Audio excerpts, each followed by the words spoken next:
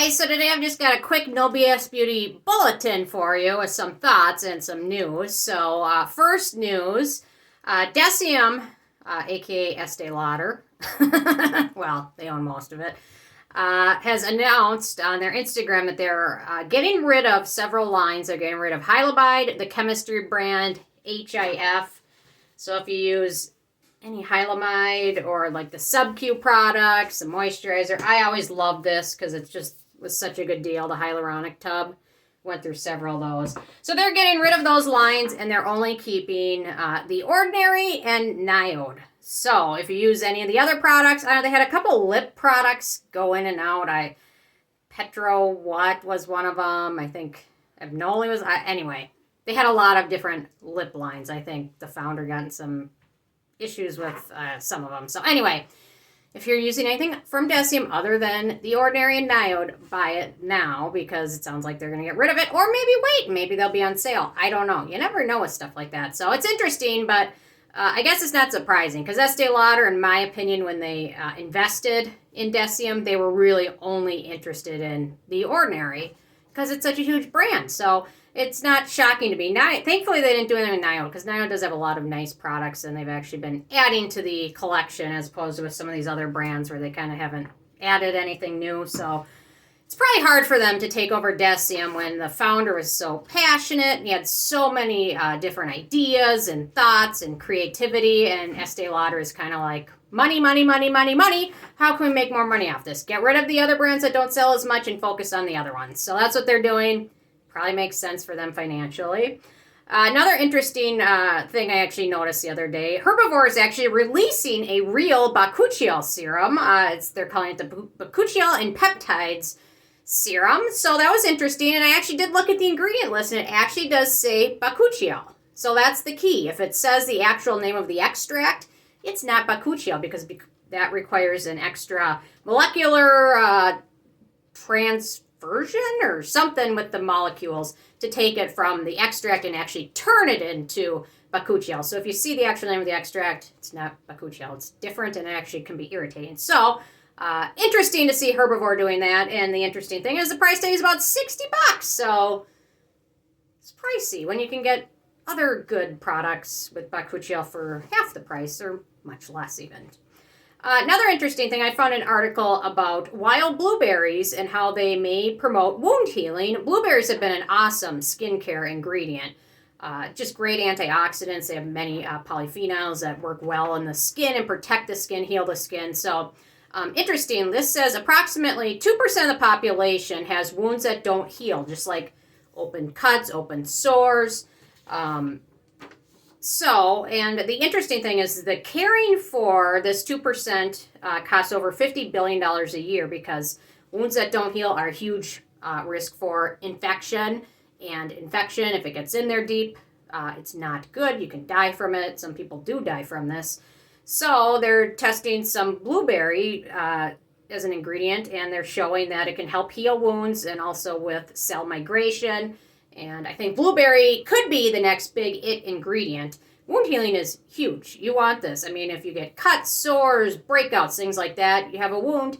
And if blueberry can actually really help heal things faster, it's an amazing ingredient. So there's a lot of good blueberry products. I'm trying to find the one I love. Hang on. Oh, found it.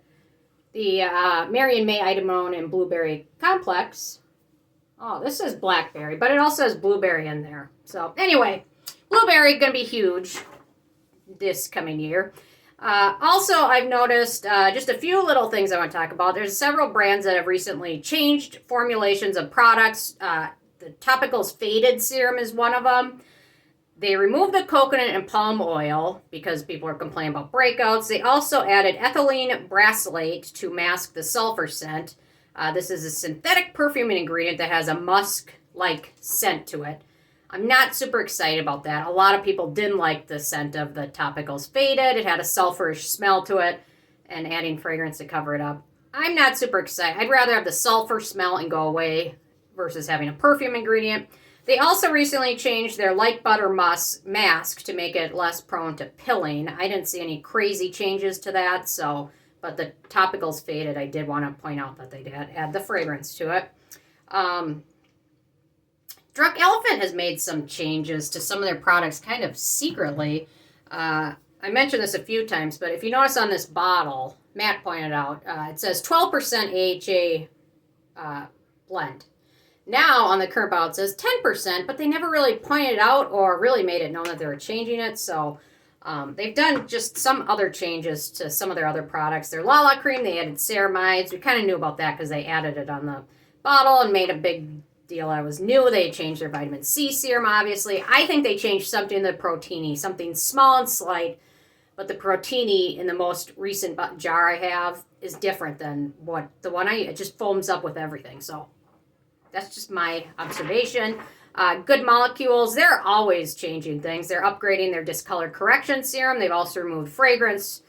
This was in the last 6-7 months. They've removed fragrance from most of their serums. Sunday Riley changed their Title moisturizer formula. That was not very successful, we all know, because it's not available right now. What else? Cetaphil changed their formulas for their cleansers. Summer Fridays changed their jet lag mask. So another interesting thing going on in the industry is a lot of brands are now into releasing hair care products. It's a great consumable product. Everybody uses some form of hair care, whether it's just even a bar soap in the shower. So it's interesting to see the Ordinary's, obviously, we saw they've just released 3 new hair care products. The Inky List over the last year has released tons of hair care products. All of them have been terrible from the Inky List. I hated every one of them. So FYI, keep that in mind. First Aid Beauty now has released several hair care scalp products. Sunday Riley is even getting into the hair care with a scalp product. Acure, Derma E. It just seems like all these brands are now kind of getting out of the hair care thing. And one other thing is all the brands slowly, but over the last few months and probably over the next few months will continue to announce price increases. The Inky List on April 1st increased all their prices. So I get it. Everything is more expensive. Even just fuel to transport the products is more expensive. But over the last 2 years, a lot of these brands have made more profits over COVID than anything else. So it's interesting that now they're raising their prices, even though a lot of them over the last 2 years have made crazy product sales. So I get it. You got to make money. But it is a little disappointing. But I guess, what can we do? Everything's going up, so they have to still make money because they do have employees they have to pay. I get it. So anyway, I'm sure we'll continue to notice that. So if there's any really hot ticket, expensive items you love, I would probably try and just maybe have one in backup because I do think they're going to keep getting more expensive. And it's not like any of us are making any more money. Well, some of us are probably, but I guess I'm not. That's the last thing I think about is money. So anyway, just some of my thoughts, observations on everything going on in the beauty and skincare world. Interested in hearing from you guys what your thoughts are on any of the new products, or Deciem, will you be stocking up on anything from them? Or even more curious, are you guys going to be trying the new Herbivore serum with real bakuchiol in it? Curious, I don't know if you guys trust them or not.